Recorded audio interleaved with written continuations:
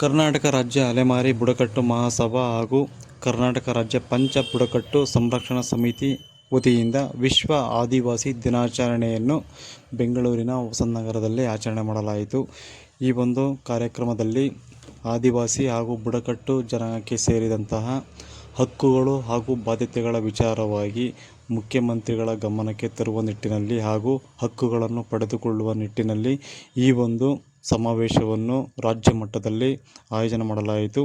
ಈ ಒಂದು ಕಾರ್ಯಕ್ರಮಕ್ಕೆ ಮುಖ್ಯಮಂತ್ರಿ ಡಿ.ಕೆ. ಶಿವಕುಮಾರ್ ಅವರು ಆಗಮಿಸಿ ಆದಿವಾಸಿ ಹಾಗೂ ಬುಡಕಟ್ಟು ಸಮುದಾಯದಲ್ಲಿರ್ತಕ್ಕಂಥ ಸಮಸ್ಯೆಗಳು ಹಾಗೂ ಅವರ ಹಕ್ಕುಗಳಿಗೆ ಸಂಬಂಧಿಸಿದಂತೆ ಸಾಕಷ್ಟು ವಿಚಾರಗಳನ್ನು ತಿಳಿಸುವ ಹಾಗೂ ಅವರಿಗೆ ಮನವರಿಕೆ ಮಾಡುವ ಹಾಗೂ ಅವರಿಗೆ ವಿಶ್ವಾಸ ಬರುವ ನಿಟ್ಟಿನಲ್ಲಿ ಸರ್ಕಾರದಲ್ಲಿ ಎಲ್ಲ ಸೌಲಭ್ಯಗಳನ್ನು ನಿಮಗೆ ಮೀಸಲಿಡಲಾಗುತ್ತದೆ, ಅದನ್ನು ಸಮರ್ಪಕವಾಗಿ ಉಪಯೋಗಿಸಿಕೊಂಡು ಶೈಕ್ಷಣಿಕವಾಗಿ, ಆರ್ಥಿಕವಾಗಿ, ರಾಜಕೀಯವಾಗಿ ಮುಂದೆ ಬರಬೇಕೆಂದು ಇದೇ ವೇಳೆ ಅವರು ಡಿ.ಕೆ. ಶಿವಕುಮಾರ್ ಅವರು ತಿಳಿಸಿದರು.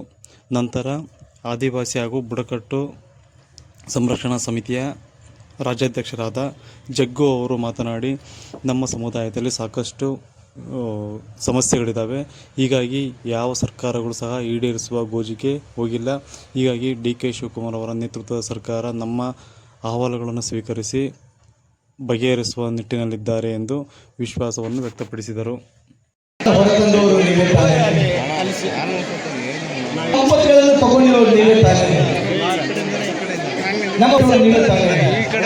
ಅವಕಾಶ ಮಾಡಿಕೊಡಿ, ಅದಕ್ಕೆ ನಾವು ಕೆಲವು ಡಿಮ್ಯಾಂಡ್ಗಳನ್ನು ಇಟ್ಟಿದ್ದೀವಿ. ಯಾರು ಹೊರಗಡೆ ಹೋಗಬೇಡಿ, CM ಬರ್ತಾ ಇದ್ದಾರೆ, 2 ಗಂಟೆವರೆಗೂ ಕೂತ್ಕೊಂಡಿದ್ದೀವಿ.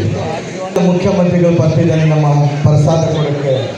ನಾವು ಎದ್ದು ಹೋದರೆ ನಮ್ಮಂಥ ಮೋಸಗಳು, ನಮ್ಮಂಥ ಜ್ಞಾನ ಇಲ್ಲವಾದ ಜನ ಆಗ್ಬಿಟ್ಟಿವಿ. ದಯವಿಟ್ಟು ಯಾಕೆ ಮಾತಾಡ್ತಾ ಇದ್ದೀನಿ ಅಂದರೆ, ಇದ್ರ ಜೊತೆ ಮಾತಾಡೋಕ್ಕೆ 3 ನಿಮಿಷ ನಮ್ಮ ಕೈ, ಅವ್ರು ಬರೋಕ್ಕೆ ಲೇಟ್ ಮಾಡಿದಾಗಲೇ ನಮ್ಗೆ ಇಷ್ಟು ಮಾತಾಡೋಕ್ಕೆ ಅವಕಾಶ ಸಿಕ್ತು.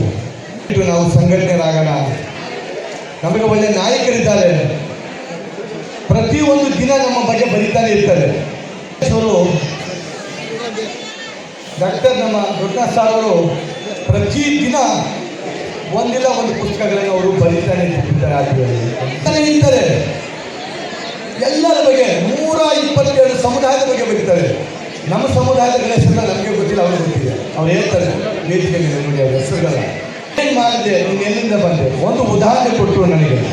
ಇಲ್ಲೇ ಶ್ರೀನಿವಾಸಪುರ ತಾಲೂಕು ರಾಯಲ್ಪಾಡಲ್ಲಿ ನನ್ನ ಜನ ಇದ್ದರು, ಈಗೂ ಬಂದವರು.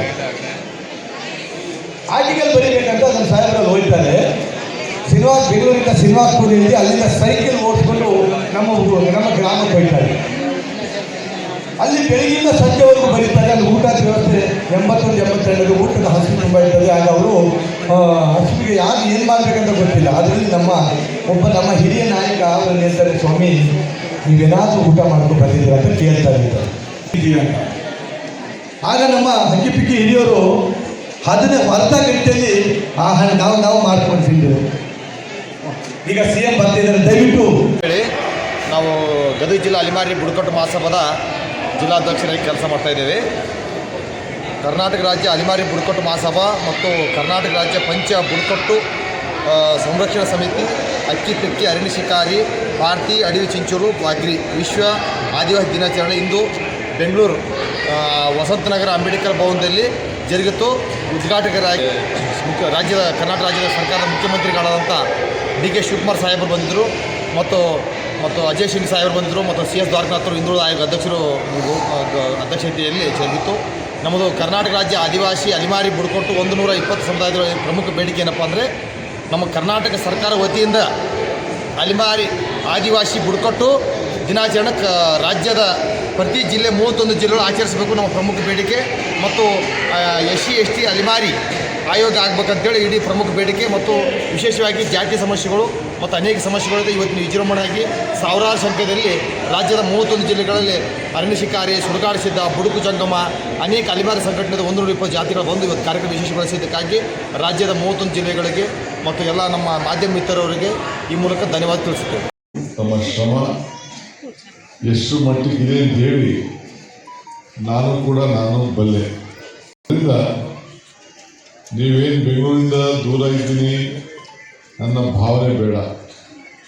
ಬೆಂಗಳೂರು ಜಿಲ್ಲೆಯಲ್ಲೂ ಕೂಡ ನಿಮ್ಮ ಜನಾಂಗ ಬಹಳ ಶ್ರಮಪಟ್ಟು ಬದುಕ್ತಾ ಇದ್ದಾರೆ.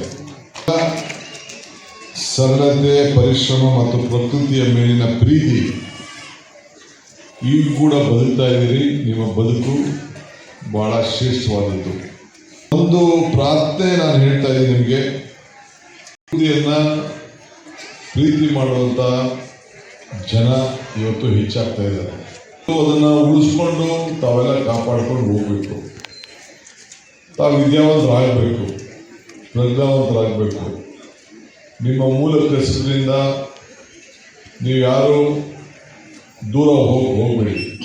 ವಿದ್ಯಾವಂತರಾಗಿ ನಿಮ್ಮ ಏನು ಒಂದು ಮೂಲ ಬದುಕಿದೆಯಲ್ಲ, ಏನಪ್ಪ ನಾನು ಪ್ಯಾಂಟು ಶರ್ಟ್ ಹಾಕೊಂಡು ಮಾತ್ರ ನನಗೆ ಗೌರವಿಸ್ತಾರೆ, ಇಲ್ಲಾಂದ್ರೆ ಗೌರವ ಇಲ್ಲ ಅಂತ ನೀವು ತಿಳ್ಕೊಳಕ್ಕೆ ಹೋಗಬೇಡಿ.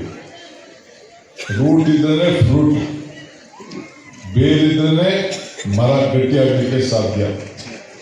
ಹಂಗೆ ನಿಮ್ಮ ಬೇರನ್ನ, ನಿಮ್ಮ ಬದುಕನ್ನ, ನಿಮ್ಮ ಇತಿಹಾಸವನ್ನ ಇವತ್ತು ಬಾಬಾ ಸಾಹೇಬ್ ಅಂಬೇಡ್ಕರ್ ಅವರಿಗೆ ಭಾವಚಿತ್ರಕ್ಕೆ ನಾವು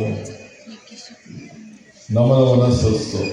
ಮತ್ತವನು ಇತಿಹಾಸವನ್ನು ಸೃಷ್ಟಿಸಲಿಕ್ಕೆ ಸಾಧ್ಯ ಇಲ್ಲ ಅಂತೇಳಿ ಬಾಬಾ ಸಾಹೇಬ್ ಅಂಬೇಡ್ಕರ್ ಅವರು ನಮಗೆಲ್ಲ ಮಾರ್ಗದರ್ಶನವನ್ನು ಕೊಟ್ಟಿದ್ದಾರೆ. ಇತಿಹಾಸದಲ್ಲಿ ತಮ್ಮ ಏನು ನಿಮ್ಮ ಜನಾಂಗದ ಮೂಲ ತತ್ವ ಇದೆ, ಬದುಕಿನ ಆದರ್ಶ ಇದೆ. ನಿಮಗೆ ಸೂರ್ಯ ಚಂದ್ರನೇ ನಿಮಗೆ ವಾಚ್. ನಿಮಗೆ ಏನು ಸೂರ್ಯ ಚಂದ್ರ ಯಾವ ರೀತಿ ನಿಮಗೆ ಗಾಳಿ ಬೆಳಕು ಇದೆ ಅದರಲ್ಲಿ ನೀವು ಬದುಕಿ.